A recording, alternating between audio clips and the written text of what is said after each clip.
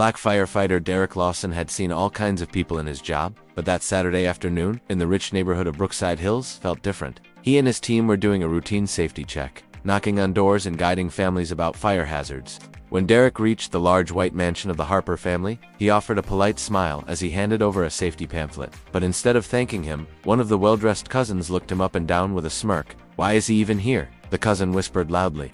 Another laughed. "Probably just wants free cookies. I bet he's never handled a real emergency." Mrs. Harper didn't correct them. She only folded her arms and said, "We don't need any lessons. We're perfectly safe here." Derek simply nodded and walked away. He didn't like the comments, but he had learned to stay calm. His job wasn't to argue, it was to protect. At 11:40 p.m., the fire station alarms suddenly blared. House fire at Brookside Hills. Child trapped inside. Derek's heart tightened when he heard the address. It was the Harper mansion. When the fire truck stopped in front of the house, thick flames were already climbing through the windows. Smoke poured into the sky. Mrs. Harper was crying, her voice shaking. "My daughter Millie, she's still inside. Please help her."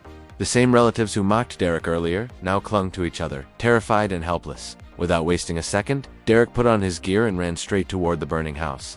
The heat hit him like a wall. The air was thick, every step creaked under the weight of fire. "Emily," he shouted. No answer. He pushed deeper inside, through the smoke, until he heard a small cry coming from upstairs. Derek rushed up the staircase, shielding his face. At the end of the hallway, he found little Emily curled under a desk, tears on her cheeks, coughing hard. "I'm here," Derek said gently. "I've got you." He lifted her into his arms and placed his oxygen mask on her face. Emily held onto him tightly as he carried her back through the flames. Pieces of burning wood fell around them, but Derek never stopped. Step by step, he made his way toward the front door. With one strong push, he burst outside carrying Emily safely in his arms. For a moment, everyone froze. Derek walked out of the smoke and handed Emily to her mother. Mrs. Harper dropped to her knees, clutching her daughter, crying with relief. The cousins stared at Derek with shame on their faces. The same cousin who mocked him earlier whispered, "We're sorry. We didn't know." Mrs. Harper looked at Derek with trembling lips. "Thank you," she said softly. "I was wrong about you." Derek gave a small smile. "I'm just glad she's safe. That's what matters."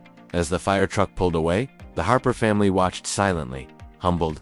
That night they learned something priceless. Respect isn't about wealth, and real heroes don't need fancy clothes. They just need courage.